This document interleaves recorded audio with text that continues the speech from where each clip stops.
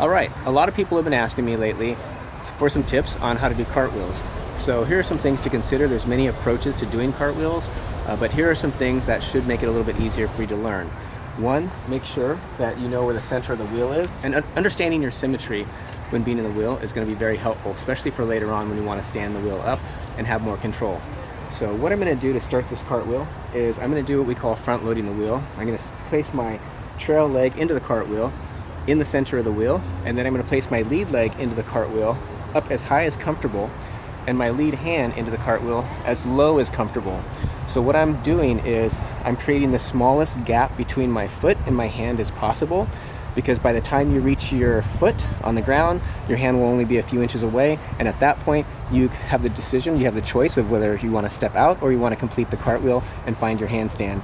So another few really important things that you want to consider when doing your cartwheel is you'll want to make sure that when you start, your elbow is inside the wheel and the wheel is vertical. So in other words, when I look at my arm and I look at the wheel, I won't be able to see the wheel because my forearm will be in the way.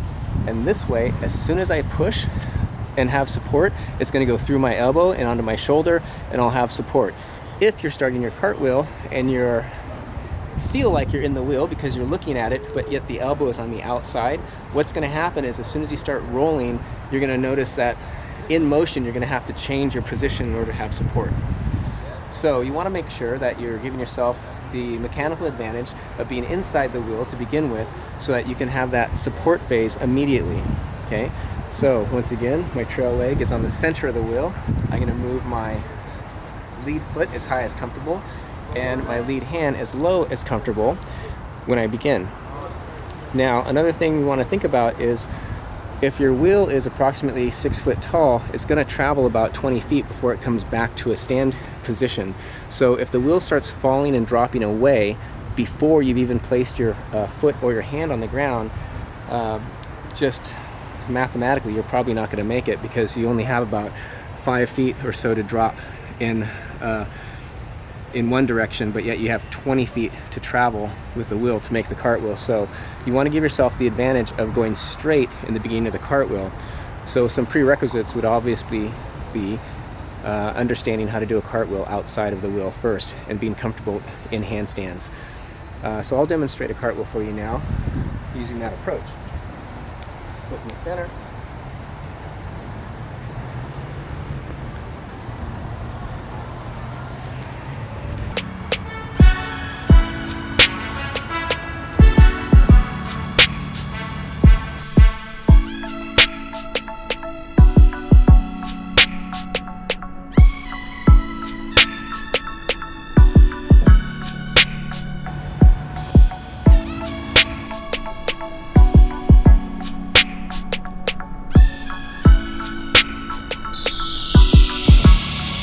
So in conclusion, there's many things that you can consider when learning a cartwheel, and there's many different ways to learn the cartwheel.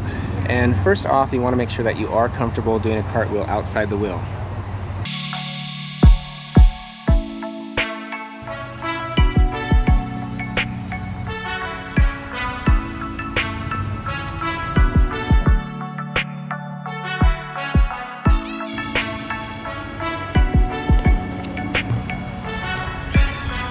So once you're consistently placing your hand on the ground, even if you're stepping out after you make the handstand on the cartwheel, that would be a good time to now start taking your trail leg, the one that you've placed on the wheel, and moving it back so that you actually have symmetry in the wheel.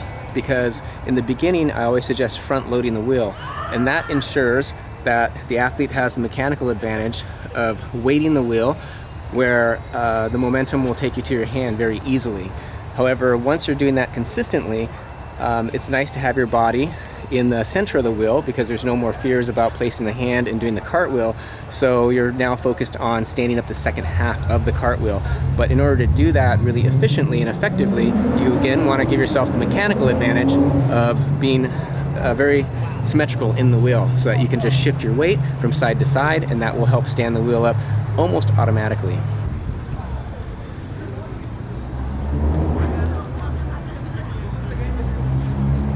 Also, you can give yourself an advantage by being in the largest wheel you can possibly handle.